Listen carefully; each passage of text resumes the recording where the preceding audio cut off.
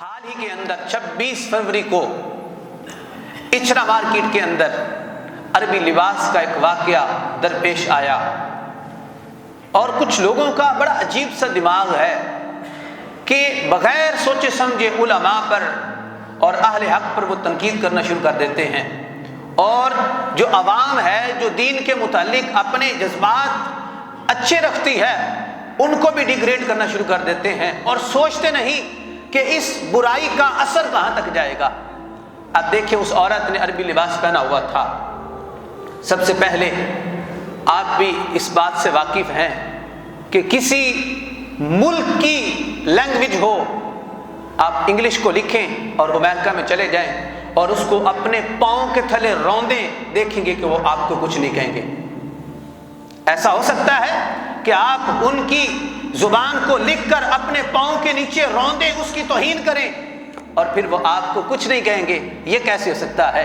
اور پھر عربی زبان تو قرآن کی زبان ہے، رسول اللہ کی زبان ہے، یہ قبر کے اندر یہی زبان ہوگی، یہ تو جنتیوں کی زبان ہے، اور اس کے لحاظ سے شرعی حکم کیا ہے میں وہ بیان کر دیتا ہوں۔ سامعین محترم، سب سے پہلے یہ بات یاد رکھیں، غیر مروجہ لباس جس کا رواج نہ ہو اور جو لوگوں کے ذہنوں کو الجھا دے، خدشات لوگوں کے ذہنوں میں ڈالے، ایسے معاشرے کے اندر ایسا لباس پہننے کی اجازت شرعاً نہیں ہے۔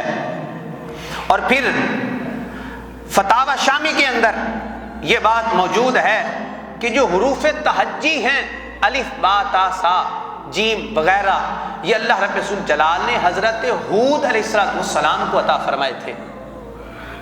اور پھر فتاوی رضویہ اور فتاوی عالمگیری کے اندر یہ مسئلہ موجود ہے کہ ابو جہل کافر ہے، ابو لہب کافر ہے، لیکن ان کے نام لکھ کر اپنے پاؤں کے نیچے روندنا، یہ بھی اس چیز کی اسلام اجازت نہیں دیتا۔ کیوں کہ آپ عربی کے الفاظ لکھ کر، الف با تا سا لکھ کر ان کو اپنے پاؤں کے نیچے روند رہے ہیں۔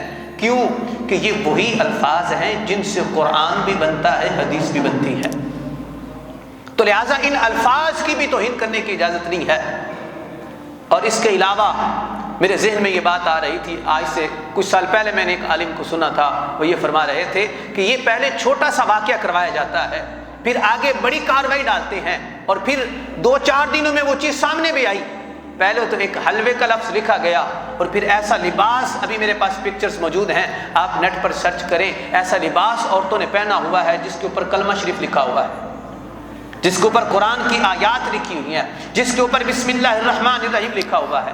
اب انہوں نے خوف پیدا کر دیا، عوام جاہل ہے، انہوں نے پتہ ہی نہیں۔ اب اس کا نقصان کیا ہوگا؟ اب وہ جو جذبات اچھے رکھنے والے لوگ تھے، ان کے دلوں کے اندر پہلے سے خوف پیدا کر دیا گیا ہے، یہ تو تعصب پسندی والی سوچ رکھتے ہیں۔